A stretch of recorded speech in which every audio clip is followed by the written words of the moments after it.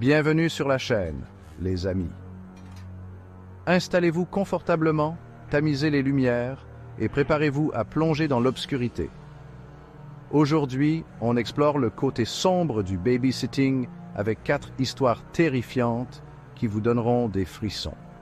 Imaginez une maison silencieuse, des enfants endormis et une obscurité grandissante qui semble cacher des secrets indicibles. C'est dans ces moments de solitude que la frontière entre le réel et l'imaginaire devient floue, laissant place à des événements inexplicables. Alors, si vous êtes prêt à affronter vos peurs les plus profondes, restez avec moi. Préparez-vous à découvrir des histoires de babysitters confrontés à l'inexplicable et à des terreurs nocturnes qui hanteront vos nuits. Notre première histoire nous emmène dans une vieille demeure chargée d'histoires, où chaque couloir semble murmurer des secrets oubliés. Imaginez, vous êtes une jeune femme, à peine sortie de l'adolescence, acceptant un babysitting pour une famille nouvellement installée. La maison, imposante et silencieuse, est remplie de meubles anciens, de portraits jaunis et d'une atmosphère étrangement pesante. Les enfants, épuisés par le déménagement, s'endorment rapidement, vous laissant seul dans un silence pesant. La curiosité vous pousse à explorer les lieux, à parcourir du regard les étagères poussiéreuses et les bibelots oubliés. C'est alors que, dans un coin sombre d'une pièce inoccupée, vous découvrez une vieille commode en bois sombre.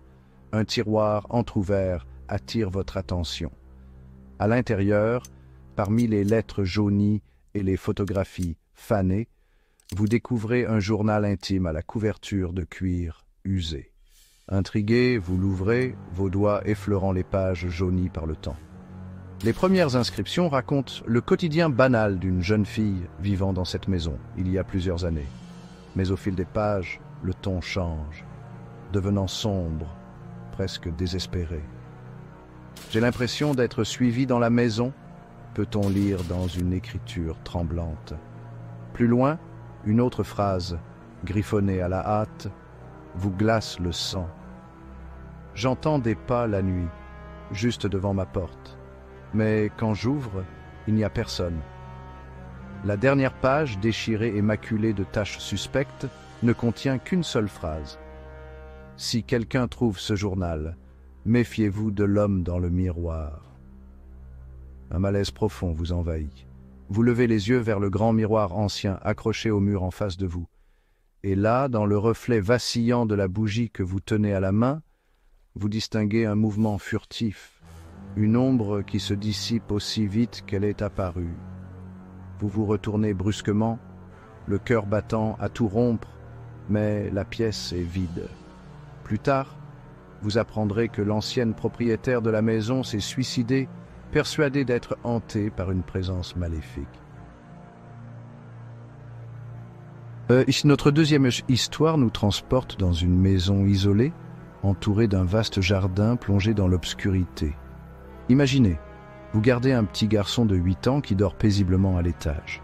La soirée se déroule tranquillement, vous êtes installé dans le salon, une tasse de thé à la main, le regard perdu dans le jardin sombre.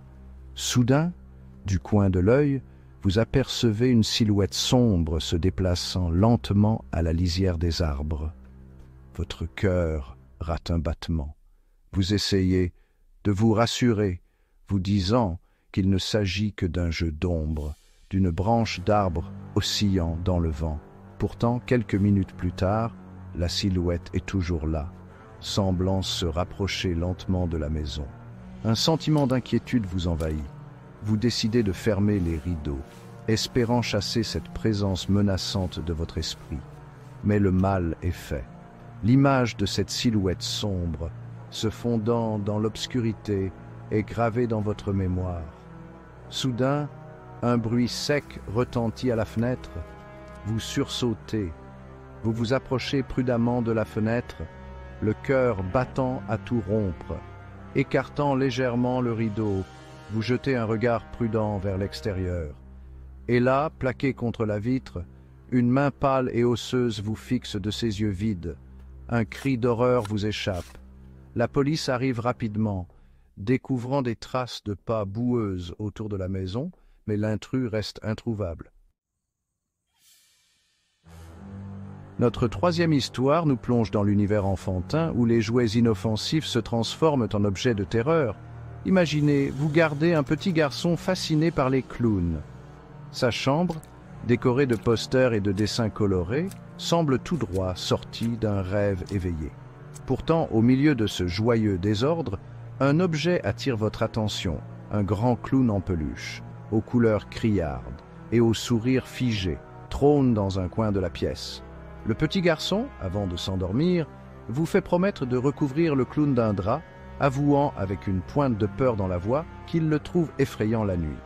Vous le rassurez d'un sourire, trouvant sa peur enfantine touchante. Une fois l'enfant endormi, vous vous installez dans le salon, un livre à la main. Soudain, vous entendez des bruits de pas feutrés provenant de l'étage. Vous montez prudemment les escaliers. En entrant dans la chambre du petit garçon, vous découvrez avec surprise que le clown en peluche a disparu. Vous le retrouvez quelques instants plus tard, posé sur le lit de l'enfant, comme s'il s'était déplacé tout seul. Intrigué, vous le remettez à sa place, pensant que le petit garçon s'est amusé à le déplacer avant de s'endormir, mais la situation se répète à plusieurs reprises. Chaque fois que vous montez à l'étage, le clown est de retour sur le lit. Déterminé à en avoir le cœur net, vous décidez de retirer le clown de la chambre.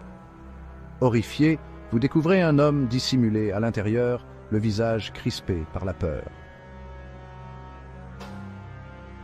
Notre dernière histoire, la plus terrifiante de toutes, nous ramène à une époque où les téléphones fixes étaient le seul lien avec l'extérieur. Imaginez, vous êtes Ellen, une jeune fille de 16 ans, babysittant 3 enfants dans une grande maison silencieuse. Les parents sont absents pour la soirée. Installés confortablement dans le salon, un livre à la main, vous profitez du calme ambiant. Soudain, la sonnerie stridente du téléphone fixe retentit. Vous décrochez, un sentiment d'appréhension vous serrant le cœur. Mais la ligne reste muette. Vous entendez seulement une respiration rauque, irrégulière. Vous raccrochez précipitamment, le cœur battant la chamade. Quelques minutes plus tard, le téléphone sonne à nouveau. Cette fois, une voix glaciale, déformée par le combiné, vous lance une seule phrase. « Es-tu allé voir les enfants ?» Puis, le silence retombe, lourd et menaçant. Vous essayez de vous convaincre qu'il ne s'agit que d'une mauvaise blague. Pourtant, la peur s'insinue en vous, froide et tenace. Le téléphone sonne à nouveau. « Es-tu allé voir les enfants ?» répète la voix, chaque mot prononcé avec une lenteur calculée. Paniqué, vous essayez de joindre les parents, mais ils sont injoignables. Vous appelez la police, mais on vous répond qu'ils ne peuvent rien faire pour un simple canular téléphonique. Chaque sonnerie du téléphone devient une torture, chaque silence une éternité. La voix vous harcèle, vous menace. « Pourquoi n'es-tu pas allé voir les enfants ?» vous siffle-t-elle d'un ton moqueur. « Je te vois, tu sais, » vous murmure-t-elle. « Pourquoi as-tu éteint les lumières ?» Soudain, un policier vous parle au téléphone. Sa voix calme et rassurante tranchant avec celle de votre bourreau.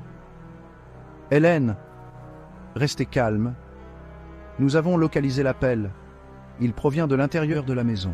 Sortez immédiatement. » Vous vous précipitez vers la porte d'entrée, le cœur battant à tout rompre. Vous parvenez à ouvrir la porte et vous vous jetez dans la nuit, tombant nez à nez avec les policiers, armes au poing. Un cri d'horreur retentit dans la maison.